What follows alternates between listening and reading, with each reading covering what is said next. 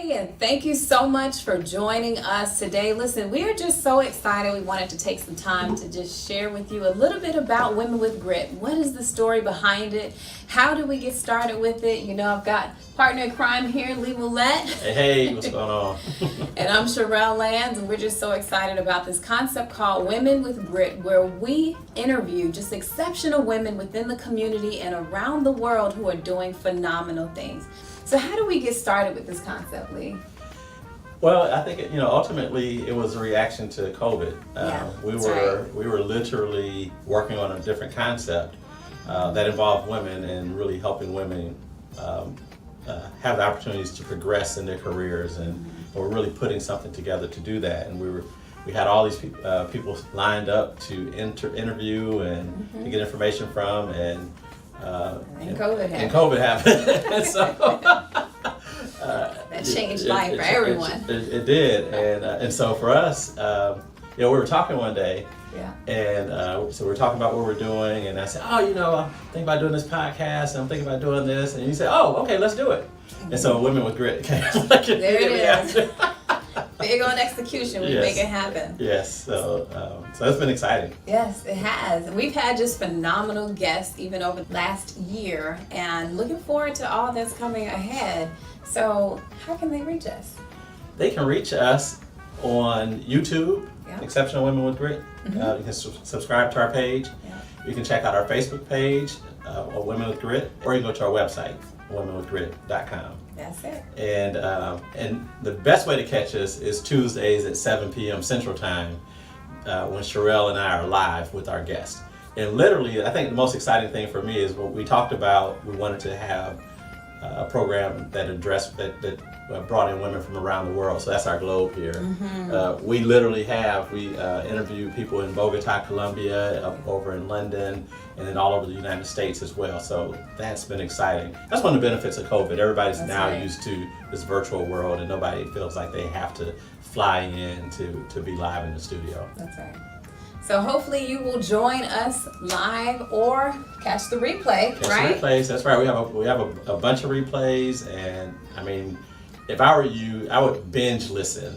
People binge watch on Netflix, binge listen and watch Women with Grit. There have been some phenomenal interviews and some phenomenal tips that will help anyone. We have men and women that watch. That's right. And I think the tips that you get, the things that you learn from these women that are our guests will help anyone advance their careers, advance their lives, and just really live a full life and a happy life. And I think that's exciting. Yes, I would agree 100%. So if you're interested, definitely join us, follow us, engage with us, like us, share it, all of those things. And if you know a phenomenal woman or a woman with grit that you would recommend being on the show, be sure that you write us on any one of those forums, and a member of our team will get back to you. Yes. And don't forget, if you have a product or service, a company that you want to promote or a cause, give us a shout. We're happy to do that. There is a cost. But it's not much, not yet. So you better get in while it's cheap. That's right. That's right. Well, thank you. And so far, we'll see you online. Talk to you later. Peace. Bye.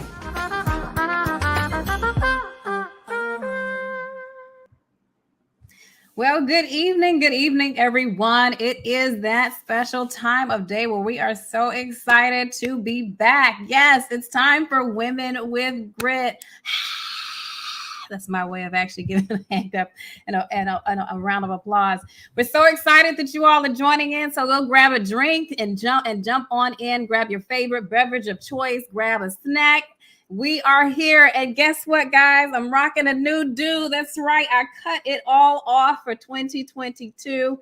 Illuminate your new hue in 2022. I tell you what, sometimes when you want to do some things different and when you have to move from one plateau to the next, you got to make some changes, right?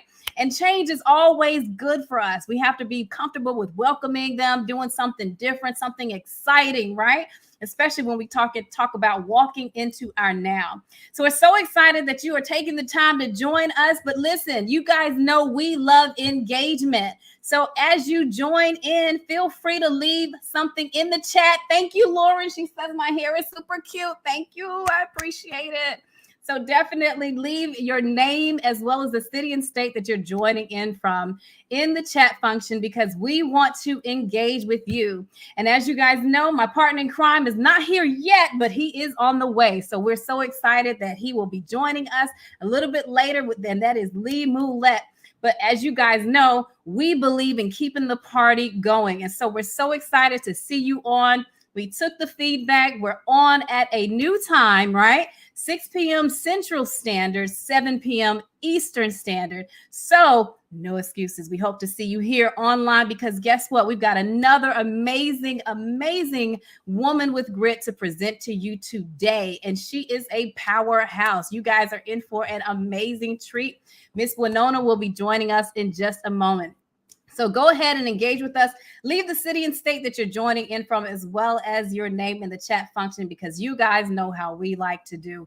We love to make sure that we say hello to you. In fact, we will, again, because you know we love the whole aspect of giveaways. So I want to make sure that you guys leave your name, city, and state in the chat function, and go ahead and tag a friend and have that friend mention you so we can send something to you. We definitely want to make sure that we do that as well and give you a warm hello. So thank you for taking the time to join in on Women with Grit, where we interview amazing women around the world who are doing phenomenal things. So hey, Lauren from Franklin, awesome. Good to see you on. Hey, Anna from Cincinnati, Ohio. Thank you. Good to see you on. Make sure you hit that like, share buttons. Send it out to your friends. Let them know that we are on as well. And all of you that are also in the room, my Facebook crew, our YouTube crew as well, and those who are joining in from the website and other places. We're so excited to see you on tonight. And again, if you all know of an amazing woman with grit, with an inspiring story that you want to share with us as well, because we believe in loving on women who are doing amazing things. And this is where we come to give back into them as well as learn from them. So tonight is no difference. So you guys know me. I'm all about kind of getting in and continuing to keep the flow going. That is the engineer in me, the efficiency principle, right? Because I believe that time is a gift, and we believe that, and we thank you for sharing yours with us. So again, we thank you all for joining in. So I'm going to move the program forward, and again, you guys will see Lee as he joins in a little bit later as well. But I'm going to go ahead and bring up our guests. All right. So tonight, and guys, I had the privilege of meeting Wanona through a mutual friend, Sherry Deutschman, who's also a former Women of Grit. She was on the show, I believe, in season 1 or season 2. And you guys know Sherry was a powerhouse who actually sold her company, Letter Logic, for over 14 or 15 million when she did so as well. And had the pleasure, I had the pleasure of sitting down with Wanona in Atlanta, and she is doing some amazing, amazing things as a woman in manufacturing, right? We talk about those STEM fields and just the aspect of design as well. Such a creative mind as well. So Wanona is the founder of Mākhers Studio, a green manufacturing and modular design build company.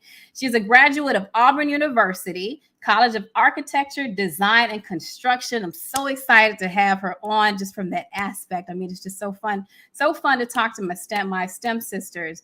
And she is definitely a powerhouse. She has 17 years professional career, is a combination of project management, urban design, landscape architecture, and civic engagement. Ms. Satcher has written for the Huffington Post and participated in both the CityLab-Aspen Institute and Bloomberg Philanthropies National Innovation Program.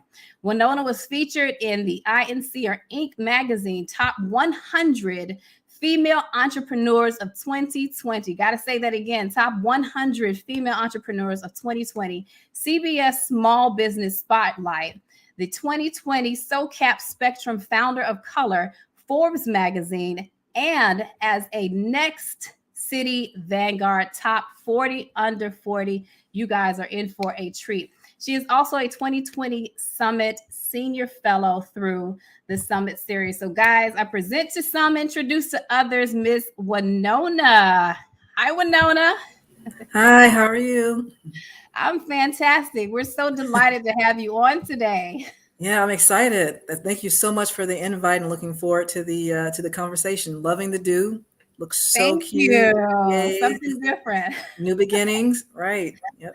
That's right. The quick thing was it took me, oh my goodness, and it's not the first time I've cut my hair, but it is the first time in a long time that I decided to do so. And it took me 4 years to get to a space of, okay, ready to sit in the chair and get the cut. I'd sit, they'd start, and I'd get up, and I'm like, okay, wait, just trim the edges just a little bit. Yep. Know the feeling. How we jump into it. But I love the blue. So tell me, what inspired the blue for you? Honestly, I don't know. People always ask, what's your favorite color? And apparently I like blue. I didn't even realize it. And this shade of blue just kind of stuck, and decided on the chop myself, and there you go. Yeah. It's nice. It definitely is nice.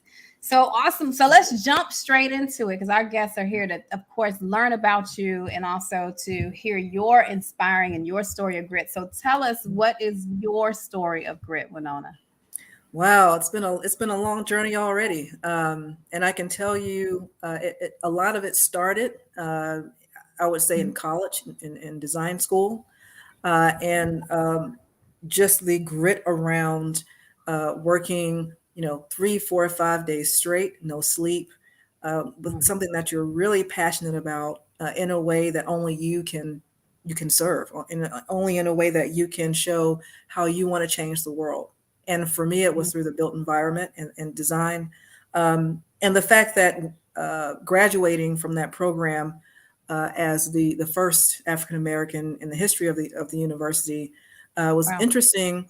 And I didn't know that until the end. When I found out right before, literally the day before graduation, I reminded the dean of that, because you learn through grit that you really have to toot your own horn, especially as a woman, a young woman. And the more you practice it, the better you get. But it's so important in this journey of grit that you do that. And so I would say just the stamina, the pushing through those long nights prepared me for what we're doing today, honestly. So I would say it really started, I think, as a college student, as a young adult. And I want to, I definitely want to dig into that. But you said two things that were really, really important. You said, everything you said was important, but that really stood out to me. One, which is toot your own horn. And I think that is something that we as women don't often do well for ourselves. We'll do it well for other people, but not for ourselves. And why is that something that you feel women should focus on? And how did you get the courage to toot your horn? Well, one, I think it's critical to understand that there's the proximity between who you are personally and what you do professionally is very, very close. And so it's your personal brand and your professional brand sometimes run hand in hand, and they need to be consistent, and they need to be of integrity, meaning you need to own your space, and then understand your value and your worth. And nobody can do that better than you. And so once you understand that, and once you practice that and live in your purpose and in your work, and develop your personal journey, also learning that that's your brand, and it needs to be commended, and it needs to be valued externally, and it needs to be scaled, and needs to be purposeful. And so, but it takes practice. It's easier to say than to do. And so for me, part of that and how I started to do that and become more comfortable in it, well, becoming an entrepreneur, you really have no choice, because that value is just that. It's a qualitative and quantitative thing, right? And so you have to learn that that's one of the most valuable aspects of your business, and more so now than ever before, is storytelling. And telling your narrative, telling your story is probably more impactful than your business pitch and your business model, because at the end of the day, really nothing that we're doing is new. We just tell the story differently. We live the story differently. We bring different experiences, meaning that then when we do something and it materializes into a different way, a different format that no one else has seen yet. And being taught by other powerful women in my family to be comfortable in my purpose and along my journey. and to be loud about it, because we have an obligation. I have an obligation for future generations. And is that knowing that we have an amazing obligation for future generations, that it makes it easier for me to remind myself when I'm not speaking in my purpose and tooting my own horn, I need to do that because it's really for them, not just for me. Man, and you hit the nail on the head. And I talked about this. So I wrote a book called Leading with Feet a while ago. And in that book, I revised it and talked about the real inspiration, which was a woman in my depiction character. I gave a name, Sue, who was in Singapore, who may never come in contact with Sue.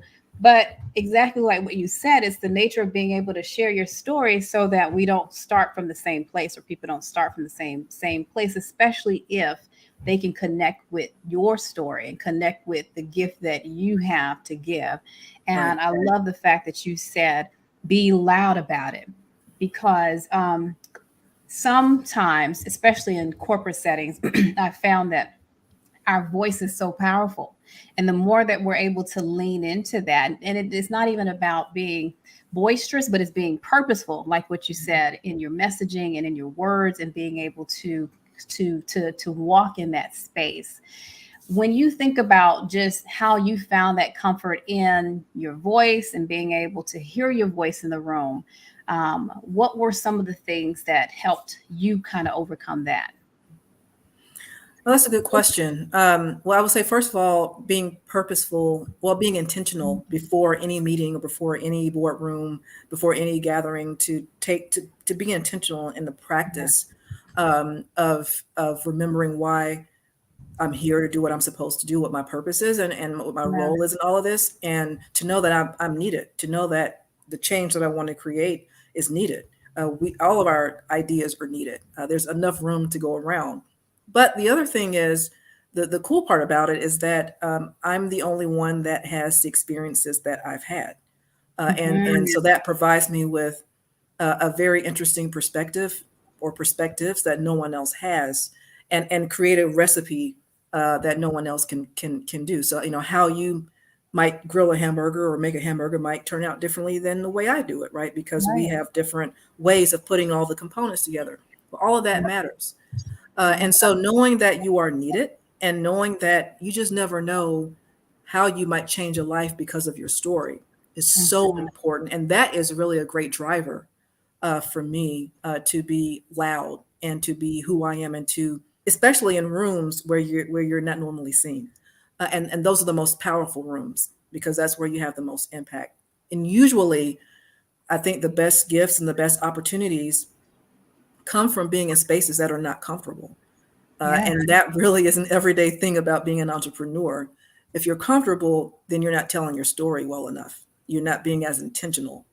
And I've taken a couple of storytelling sessions, actually through Summit Series, and didn't know that I was not that bad at telling a story, to be honest with you. Yeah. And I think the other thing is knowing your audience. Once you realize who's around the table, what the table is built, who the table is built for, why you've been asked to join the table at that particular time, you can understand and do your research. Who is the audience? Then some things don't matter. I had one lady, executive coach, tell me, don't give away all your cookies at once. Just because you have an amazing story, you still have to be strategic as to the information that you provide when you provide it, as long as it's of value to you and it makes your brand stand out. So it's definitely a practice. It's definitely strategy. There's tactics to it, but being very careful and protective about who and how and why you're telling your story, but making sure that you are intentional about being loud about that story that you're telling at that time. Whew, you said a lot, and I love it. And I captured some of them. You said, don't give all. So ladies, don't give away all your cookies all at once. Know that you're valuable, right? And being able to recognize that your story is worth hearing. To operate from a place of intentionality as well as purpose, being intentional in that. Know your audience and who the table was built for. That is so, so important, because if you come to the table with scraps and you're essentially sitting amongst kings and queens, etc., you want to make sure that you're prepared for the table which you're speaking to, or vice versa. So I absolutely love that you said that. Now, I want to go back to one of the things that you said. You were the first African-American to graduate from your particular college. What was that experience like for you? Just kind of navigating the aspect. And we talked about this, oftentimes being the first or the one and only in the room and that kind of stuff. What was that experience like for you? It wasn't easy. And again, it's interesting because I'm sure it would have been a different experience had I known I would have been the first one before I started it. Not knowing until the end. So you're focused on not being the first, you're just focused on being the best. And filling that void that no one else has done yet. The experiences that I had in the program were, lonely in a lot of ways. And I'm sure a lot of women and Black women can, and women in color can understand that.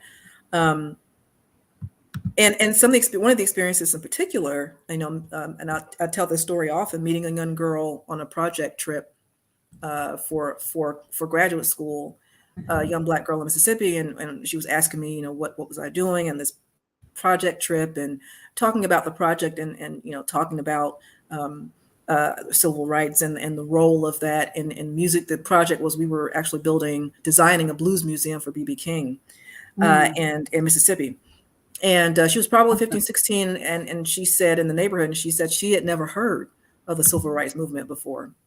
And that was a very powerful kind of stop me dead in my tracks. Like, wow, how can, first of all, why did I have to hear that? I didn't see it as a gift at first, but now that I do, because all of a sudden this information that was presented to me really just kind of sealed the deal that I can be effective in a way that nobody else can, potentially, to create a better future for young ladies like this. And for me, it's using design to do that. But in order to do that, I needed to graduate. I needed to be the best that I could be. I needed to do quality work without question. So all of that together was a lot, and on your shoulders. But again, when part of your purpose is to build for future generations, then that helps push you through. I don't know if I had to do it all over again. I don't know if I would. Knowing what I know now, or I definitely would be a lot better.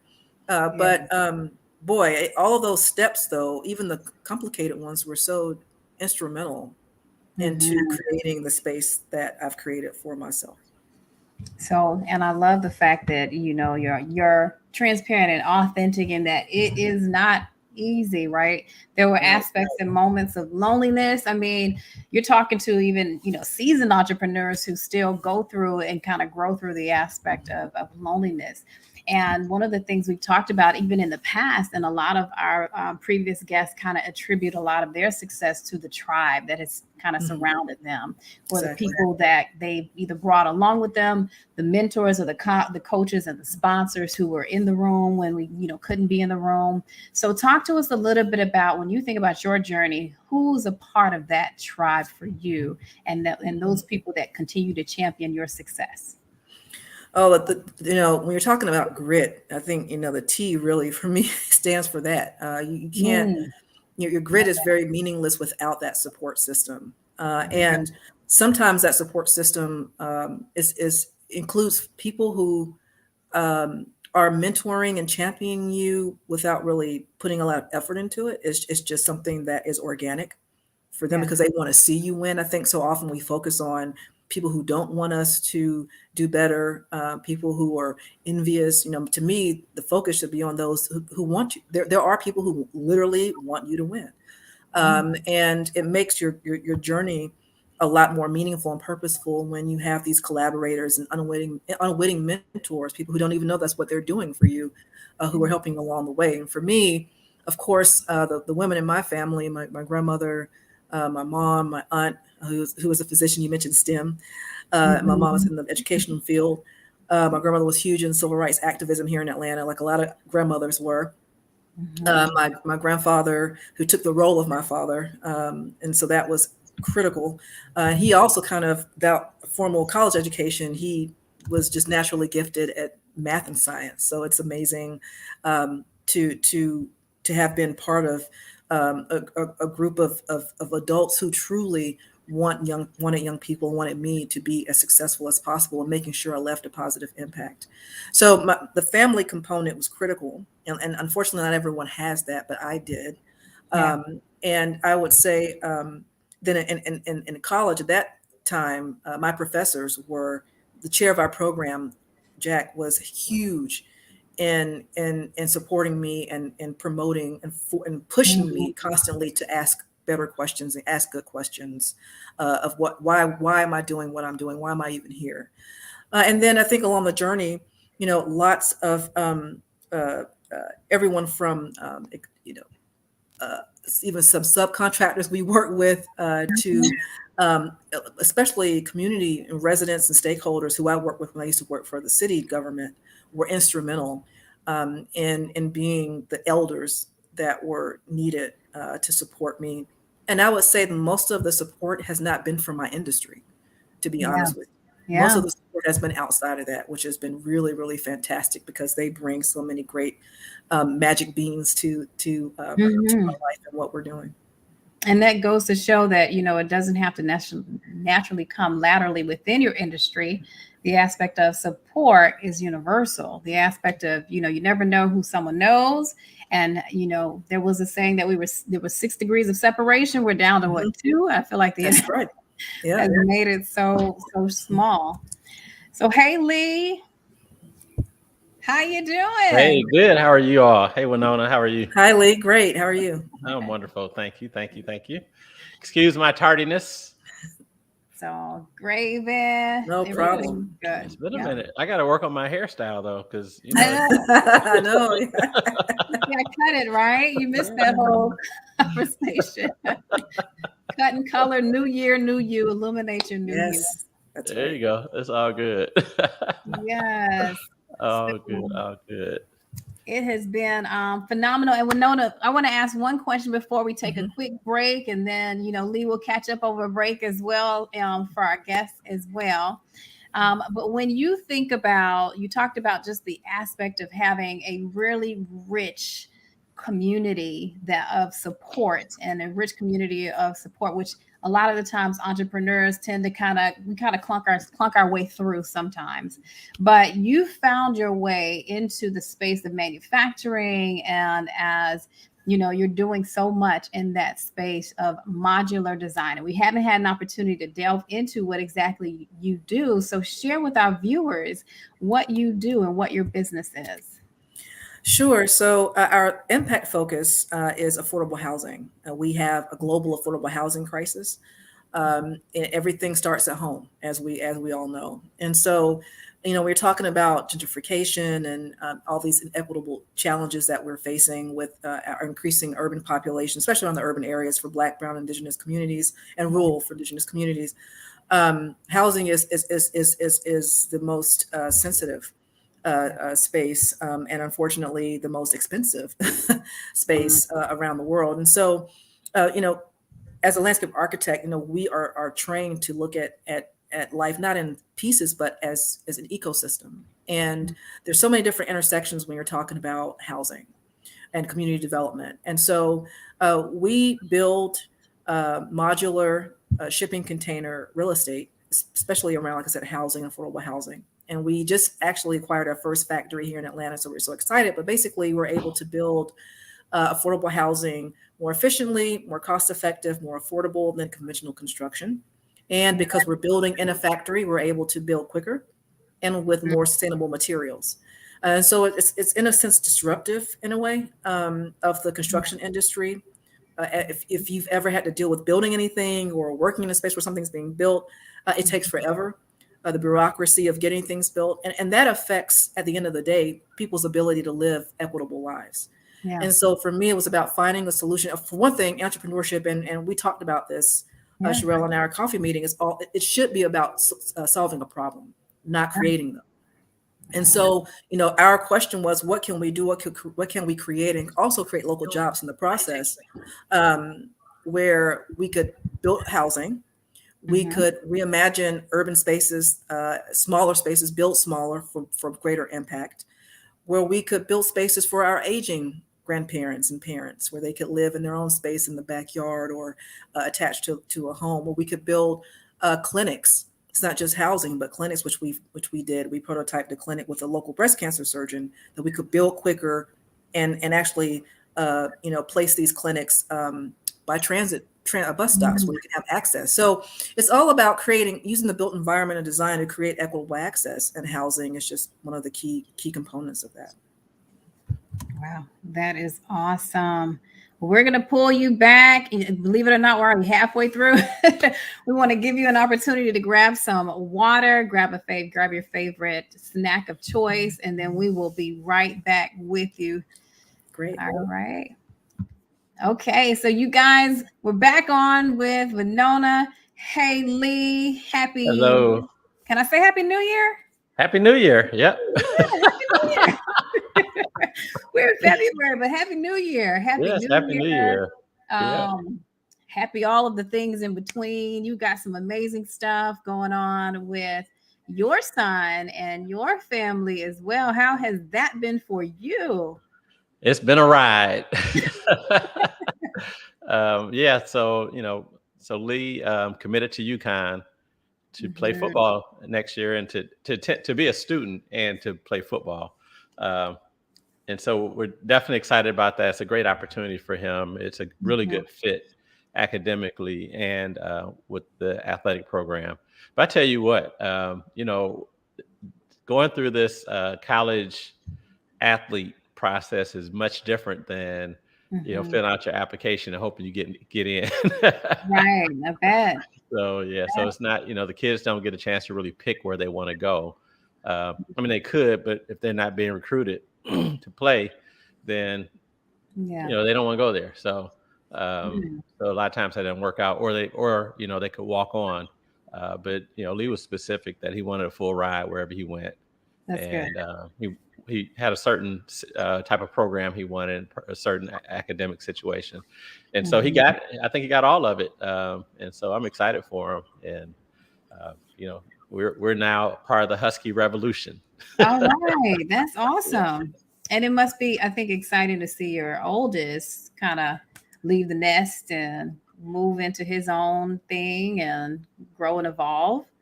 It is. It's exciting. You have mixed emotions. I mean, when my kids have all been born, I ultimately want them to feel comfortable leaving and going off to college away from home.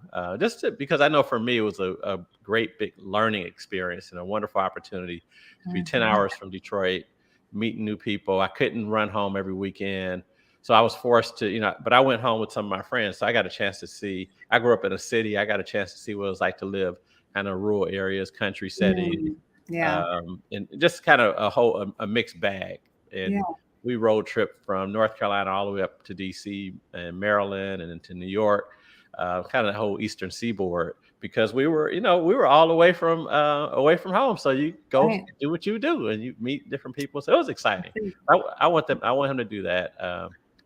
And if he wants to come back to Nashville, great. If the opportunities are here for him to do what he wants to do. Same with the little guys.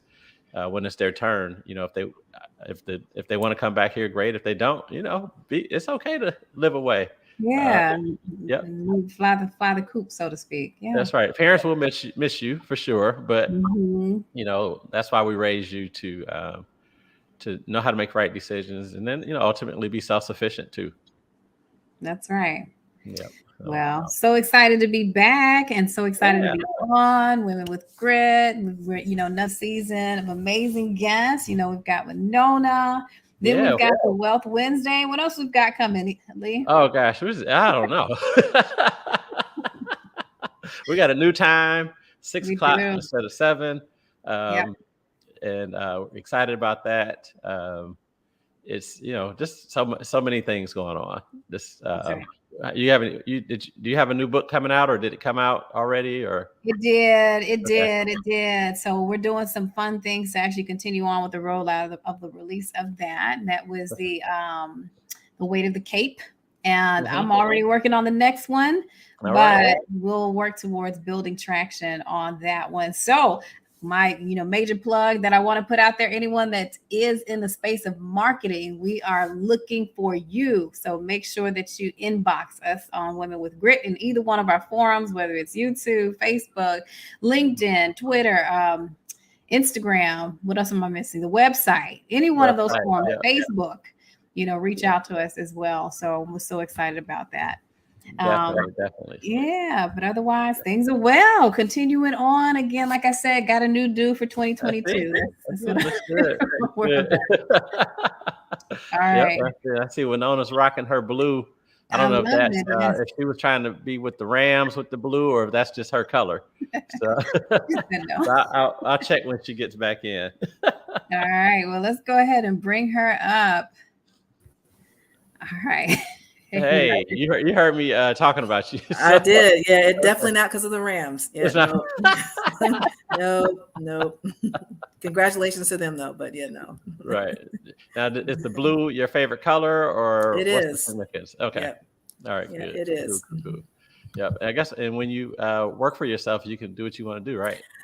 Well, I was actually already kind of doing it. It just went a little more extreme once I became an entrepreneur. Oh, gotcha.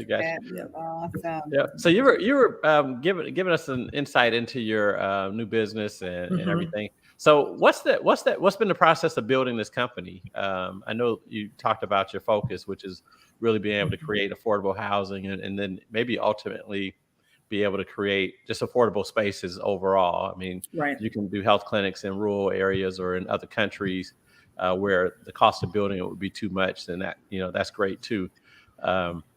But what's been this process of building this business, and how did you actually focus in on kind of the modular building? I've heard, now I'll talk about that later, but I'll give you this time to answer that.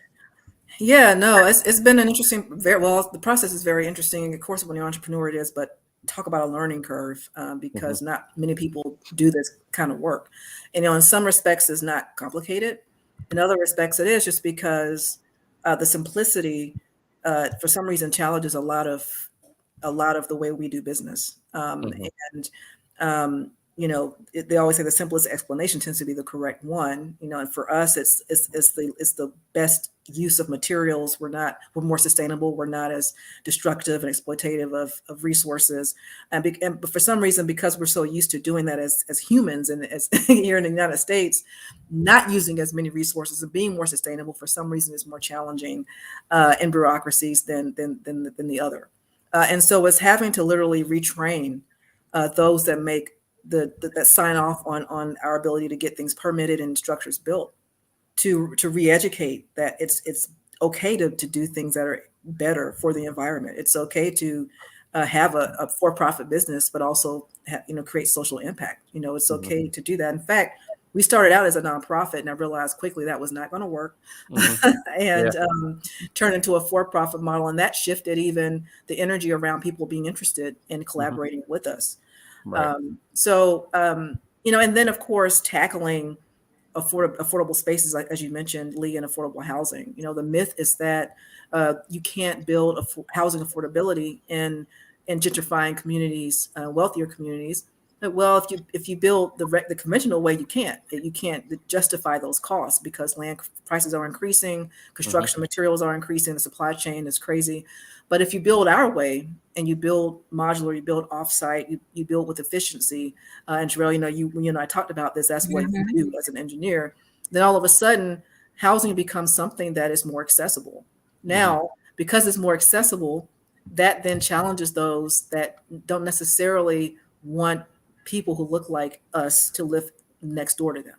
And so now you have a whole nother conversation around not just the built environment when you're talking about physically building something, but the social aspect of what we do and reimagining our communities more equitably versus what's happening now.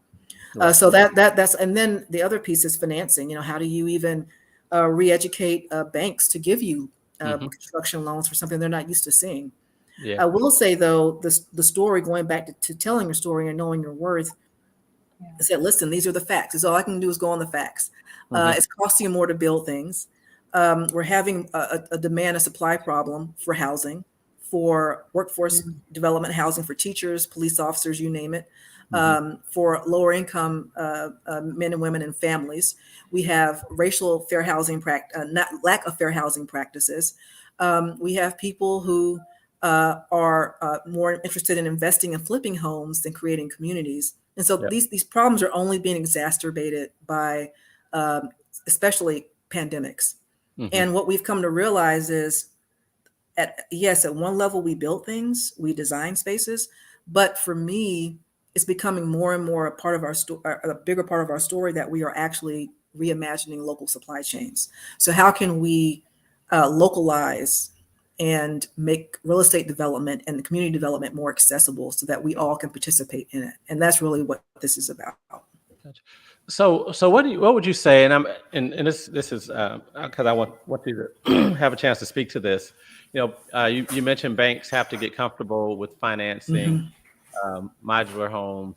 Now, how do you get over? What do you say to a person that says, "Well, this is just like a kind of a trailer," or because they'll call trailers, it's a double wide, and say it's a modular home too. Yep. So what's the difference between what you're doing and that? Because when you think about the modular homes, they depreciate over time. They go down in value, a lot of them. And I'm speaking more trailers as opposed to what you're doing. So let's talk to us about that, and to help us differentiate between the two. Educate us on that. Yeah, sure. Well, it's funny you say the word education, because that's a big part of entrepreneurship too, is educating, constituents, potential clients, local jurisdictions, you name it, about what you're doing. And, the thing about trailers unfortunately are not, number one, yes, they can depreciate. Number two, they're typically not owned by the person that's living in them. The people the land is what's being owned. You're just renting out a piece of property, which causes a whole bunch. That's a whole other conversation. It causes a lot of problems there, because you're not creating an equity. You're not creating, your own personal wealth. They're also not they're not safe. We've seen how many tornadoes, how many, it's and that's a big part of our story now too, is this climate change issue. What we love about the way we built modular, there's different types of modular construction. We use shipping containers. So one, shipping containers are built for hurricanes. Two, it's an abundance of them. Three, they're stackable. And four, they're affordable to purchase. But because they are shipping containers, it's not something that people are used to seeing, even though it's been done in other countries for a while as housing. What we're having to do, and oftentimes this happens as entrepreneurs, you have to show before people can believe it. So we're having to build more and make really great partnerships with people who can self-finance our real estate, our home construction, restaurant construction, just so that we can show underwriters that this is possible and it can work and is quite feasible. And the projects that we have done, our clients love them. They say they're some of the most comfortable places to live in. We follow all building codes, of course. And we also are working with consultants who actually write the International Building Code to help us understand all the processes to make sure that our insulation requirements are met. So we literally are building spaces just like you would build a home. Now, if there is a major storm, our spaces probably aren't going to be gone or moved somewhere. That your house might, but these things are strong. Like, these things are built well, and that's really important to think about with these climate change challenges. The kind of materials that we're building with. The other thing with affordable housing, looking at public housing or just apartments, rentals, you name it, trailers, asthma rates. Lead paint. It's not just having a structure; it's the materials with which they are built that's important to us. And usually, construction companies don't care about that; they just build it. We care about that, and so the strength of the material, the steel, the ability to build quicker because their modular structure is already there, and we're recycling material that's abundant, is working well for getting people and educating people on what this is. In fact, we have a meeting with the mayor's team of Atlanta next Monday to tour one of our spaces, because cities need help figuring out affordable housing. Yeah, I think it's we have actually an apartment building that's going up. That's all it's all shipping containers. So Wow. You're seeing Nice. that in different places, but over in the Wedgwood, Houston area of Nashville, we're starting. I know we have people great. from all over the country listening, so in Nashville, it's happening. So congratulations. Awesome. Yeah. Thank you.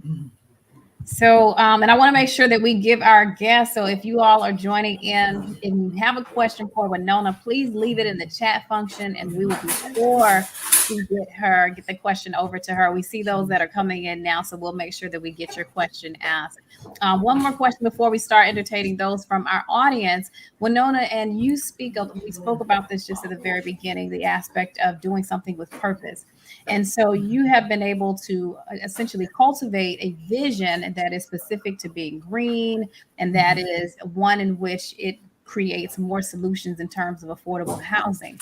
Now, how does who you are connect directly with your vision and your purpose, specifically in your with your business? Oh, that's a great question. I think for me, it's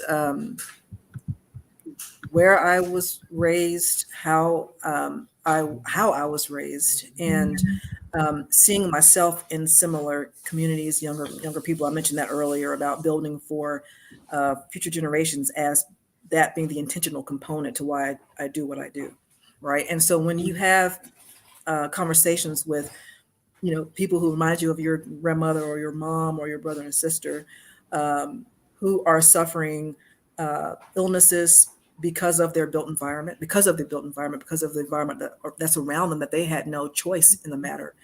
I feel like they're voiceless in how their futures are being built, how their futures are being financed. How can I create a platform where people have an opportunity to have more of a voice, or at least an expansion of their voice, an amplification of their voice, to determine how and where their communities grow in a way that's equitable for all. How can those of us that helped create the culture in a space gain a big return, just like someone else who wasn't from there get a return on their investment? And so that generational wealth is critical. Those are the communities I come from. And one of the big things about what we're doing, and it's not just us, but specifically talking about us and my purpose and my connection to the work that we're doing, is that no one should have to want to leave the communities that they're from to find better opportunities. And if that's what you want to do, great. But our communities should be designed and built by those that understand the history, that understand the future of where these communities should go, communities that are empathetic to existing conditions, to aging populations, to those that have disabilities. How do we create equity for all? How do we create communities where kids can feel comfortable staying there and having a family and grandkids and great grandkids without feeling that they have to move to be successful? Yeah. So for me, the design space, architectural, landscape architecture, deals so intensely with those challenges of how do we co-live, how do we co-create. That's really what this work means to me, and that's where that whole local supply chain comes in. How can we participate and produce and makers at every point along that supply chain, make communities that are beneficial for our generational wealth and our development. Wow. All right. Yeah. And it's very important. I agree with you. Very important. So we do have a question for you. We have Lauren Jones-Ladd. Hey, Lauren wants to know if you have a website where she can see your projects. Yes, our website is Mākhers Studio, so it's www.makhers, studio.com. That's our studio. Mākhers. I see you. Okay. Yep. looks like Mākhers, but it has that little line over the A, so it's Mākhers, makersstudio.com. Of course, and that's our website. Of course, Instagram and Twitter at Mākhers Studio, and you can also learn more about me. I have my own personal website. Sherelle, we talked about this a little bit earlier too, having your personal brand and your professional. But Wanona Satcher, myname.com. So you can learn more about my personal journey, and how that kind of intersects professionally, and also looking at our professional website as well. I will have to apologize in advance. I have not updated as much as I should. So we're working on that too. You know, we often know you do everything, right? And so, True.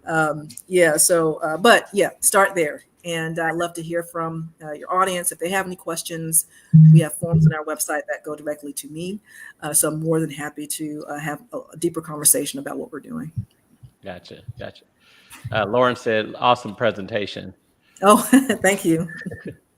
Hey, Sharonda Scott, good to be with you again. And I'm not sure, am I missing any questions, Sherelle? No questions as yet, and I'm looking across all of our feeds. So if you guys have any questions for Wanona, feel free to ask her at this moment, especially before we give the recap. But in the meantime, Wanona, do you have any specific pearls of wisdom that you want to share with us? Before you go to that, let me ask this question. Okay. So you all are building a factory or bought a factory or creating a factory. So is your intention to be able to sell to developers in other regions and cities, states, et cetera? And if so, how far are you from being able to do that? Great question. So yes, we just moved into our first micro manufacturing facility here in Atlanta. And we're working on that whole operations and processes for that, so that we can build here and ship really across the country. But to keep prices affordable, we are hoping to expand to 4 other cities within the United States. We're already talking to a city in Southwest Michigan, a community there, to open up our second facility, which will help to alleviate some of the interest, which is a good problem to have, interest from those that call us from out west and the Southwest. We also have an investor interest, real estate developer in Denver, Colorado. So we're making our way through as far as our PR and marketing, but that is the goal, to be in 5 cities, including Atlanta, nationally, and the hope to go global with 3 cities. I mean, the beauty of building with shipping containers is that's what they are, right? So we can literally build a home and put it on a boat and ship it, and so that works well. Well, to answer this global housing crisis, affordable housing crisis call. Yeah, and our major typical clients right now, small real estate developers. We're looking at larger real estate developers and even larger corporate clients as we transition from mostly D2C to mostly B2B, and looking at even larger corporate clients, institutional clients such as hospitals. They're starting to get more into this affordable housing development, which is great, to be able to house the sick right there next to the facilities. So that's really housing, but we also do modular commercial projects. And so we do right now, in fact, we're working on a restaurant stack container project here in Atlanta, which we're really excited about. Containers do stack, so that's another opportunity to do some really cool stuff. And you mentioned that, Lee, is one of the multifamily projects there. But yeah, we are looking to work with larger real estate developers, institutional and corporate clients. And because of COVID, we realized we started getting calls from some academic institutions who are now having to rethink student housing because of the pandemic. And a lot of these universities are in cities where they can't build out, but they can build up. And you can only do that with, being able to build modular and stacking. Well, you can only do it cost effectively using modular construction. Right. That's what we are hoping that all of the micro factories that we will be acquiring, a big part of what we're doing is to focus on urban revitalization in Black and brown communities. And so looking at smaller manufacturing facilities between 12 to 30,000 square feet, old warehouses, old strip malls in communities of color that we could then revitalize and rehabilitate as micro manufacturing facilities, so that people can live, work, play, and walk to where they work. Those are some of our goals, what we're working towards now, and we will be raising our next round of investment end of second quarter this year. That's our goal. Okay, awesome. Congratulations. Thanks. Yes. All right. So we got another question from Lauren. She says, when you first started, you mentioned something to the effect of, if you're comfortable, you are not telling your story enough. Would you share more about this or elaborate? Yeah, I mean, usually it's amazing how you can surprise yourself with how much you actually know when you put yourself in places that test you. If you're only working or surrounding yourself with people who always think the way you do, or not challenging you to grow, to be better, that does not prepare you for better opportunities. You're only as good as that level. And so I often tell people, and I actually told some students at Auburn this, be intentional about putting yourself in places that normally you wouldn't go, or normally you wouldn't see people of color, because those are spaces that should have our perspective, because we're all connected. When you do that, when you are challenged, when you have to figure things out, that's how you learn. And you only learn by the best way by doing. And so it's critical to be uncomfortable. I don't know any massive change or any micro change that really happens when you're comfortable. And part of being uncomfortable is also saying no. And that's something that's very hard for entrepreneurs, is to learn to say no. It's very good for your self-care. And it often makes you feels uncomfortable because we care a lot about other people. We're always about solving problems, but no is very good for yourself, for wellness. It's good for self-healing. In fact, someone tweeted, "No is a nutrient." I thought that was very interesting. And the more you become comfortable in the no, you can understand where you fit, and how much more you need to grow, and how much more you're valued over here versus over here. And so for me and my personal experiences, the best in knowledge, or the investors, I didn't know that we're going to become investors. The best opportunities have been in places that I have not been familiar with. In fact, I rarely kind of hang out in our industry, as far as construction meetings and that. I usually hang out in industries and have friends and colleagues that are journalists, that are farmers, people who could help amplify my story in a way that I'm not able to do. So you always hang around people that are smarter than you in their field, but you have to be uncomfortable in knowing that you don't know everything. That's the only way you're going to grow.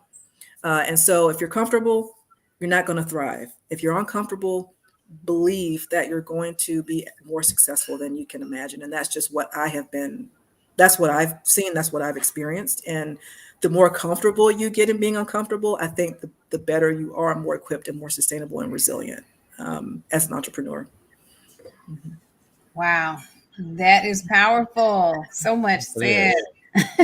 Lee, did you have any other questions? No, that took care of the pearls of wisdom right there. Yes, ma'am. Yeah, well, Wanona, we're going to pass the mic to you. Any words that you want to leave with our guests? How can they connect with you, follow you, and all those things? Sure. This has been a great experience. Thank you so much for having me on.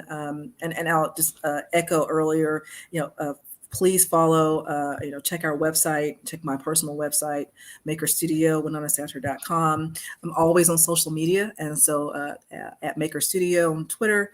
And my personal handle is at Wajisa, WAJISA, on Instagram as well. So I'd love to hear from the audience, or if you have any questions about what we're doing or interested in collaborating, please feel free to reach out. And I would just say, as far as a pearl, I think for me, it's been understand what your role is. Not everybody, is meant to be on the front line. Some of us are meant, on the front line tearing down old systems. Some of us are meant to be behind the scenes building new systems. You can't have one without the other. Not everybody should be an artist. Maybe some people are going to be doctors instead. What exactly is a problem that you're trying to solve, and what is your role? And I think when you understand that and focus on that, the weight lifts off your shoulders. You don't have to try to solve everything. Focus on one thing and be really good at that. So that's what I will leave with. That is phenomenal. Wow. So many things. I'm going to go through these quick pearls of wisdom and then turn it over to Lee to kind of close us out. Sound good? Awesome. I have been feverishly capturing so many notes. So guys, if you are just now tuning in to Women with Grit with Wanona Satcher, listen, go back, hit the replay, and go ahead and start from the beginning. There's just so much richness in what she has shared. So I'm just going to capture some of the top line of it. One, which is be comfortable with tooting your own horn, right? We talked about the nature or the natural aspect of women to toot other people's horns, but go ahead and find the comfort in tooting your own horn. Push through any and all of those long and hard days so that you can make sure that you're able to deliver on the expectations that you have.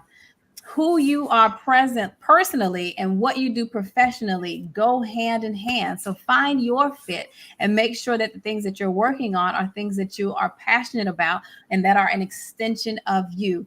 Own your own space. And that was really, really powerful in terms of recognizing the greatness that is within you and living in your purpose.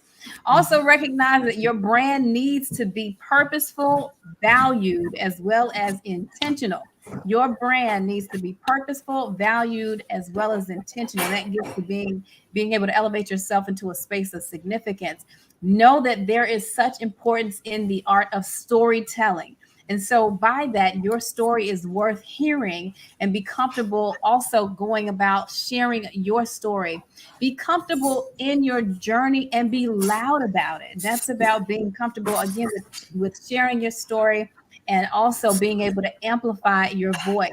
Be intentional in the practice of your purpose and be committed to it. Know that you are needed and that the change you want to create in the world is also needed. So continue to walk in it.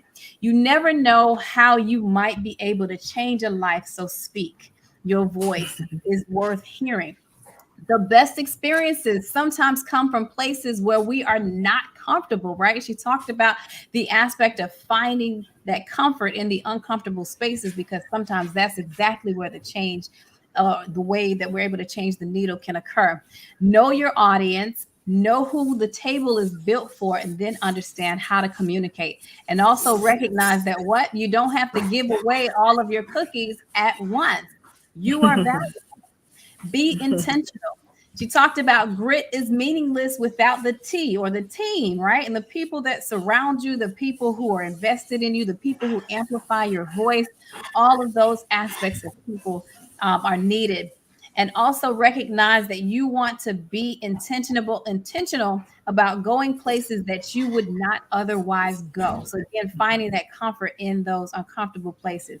Challenge yourself. Think beyond what is in front of you. Be willing to go the distance. It's critical to get comfortable with being uncomfortable, and know is good for your self-care. If there is one point we're always talking about is the art in the end, just the comfort and being able to say no. Here it is again. Wanona has said, recognize that it is good for your self-care, especially as entrepreneurs where we don't have to take on everything. And then also recognize, what is the problem that you are aiming to solve? Know your role and then walk in it. I mean, such rich wisdom. Thank you so much, Wanona. This was really, really great. So again, if you were just now tuning in with Wanona Satcher, you guys go check this out again from the very beginning, because you are surely in for a treat from a woman who has been featured in Inc. magazine as the top 100 female entrepreneurs for 2020, CBS Small Business Spotlight 2020, SOCAP-Spectrum Founder of Colors, Forbes magazine, as well as the Next City Vanguard top 40 under 40. Guys, I'm telling you, she's got some amazing nuggets. All right, Lee, I'm done talking. So. Thank you so much. That was great. Yeah, I know you need those cliff notes to send out to everybody. But yes. Wanona, thanks so much for spending an hour with us today. And we look forward to seeing all the great things that you do and continue to do. I'm definitely going to track you and track the sustainable housing and affordable housing that you're creating, and just modular spaces that you're creating. I think that's something phenomenal. And we have you talked about restaurants. We have a community of restaurants and fitness centers in Nashville that are from shipping containers. So and they are doing really well. And they've been here for a number of years. So that's exciting. If you come to Nashville, we'll show you around to our you won't be here long, but we'll show you the couple of areas that we have that are already taking advantage of this. And I'm on the way. Right, okay. Can't wait. And to our audience, thanks for tuning in this evening. let all your friends know that Women with Grit is back. We're But back. we're on at a new time. We're on at 6 p.m. Central Time instead of 7. So 6 p.m. Central Time. Of course, you can always check us out on YouTube, Women with Grit, on that YouTube channel, on Facebook Live, our Women with Grit page. You can go to our website, womenwithgrit.com. Want to shout out my partner, Sherelle Lance. Check out her website, sherellelance.com, with all the things that she has going on. Check out my website, thetableaction.com. We have a big meeting, a membership meeting tomorrow. We have some fabulous, phenomenal result stories that have occurred, excuse me, with this organization. It's only been around for just a little over a year. And I mean, significant opportunities have come to our members. So check out the website. And we're coming back live with selling on, now these are not modular, nor are they affordable, but our alto contralto development on Church Street. Check out www.alto, contralto, contralto.com, and find out more. They'll be coming online with the new pricing and everything in the next few weeks. All right, everyone, have a wonderful week and do something amazing this week. Make sure you share this with your friends, tell your friends about it, and we will see you next Tuesday, 6 p.m. with another fabulous woman with grit. Talk to you all later. Have a good night. Thank you.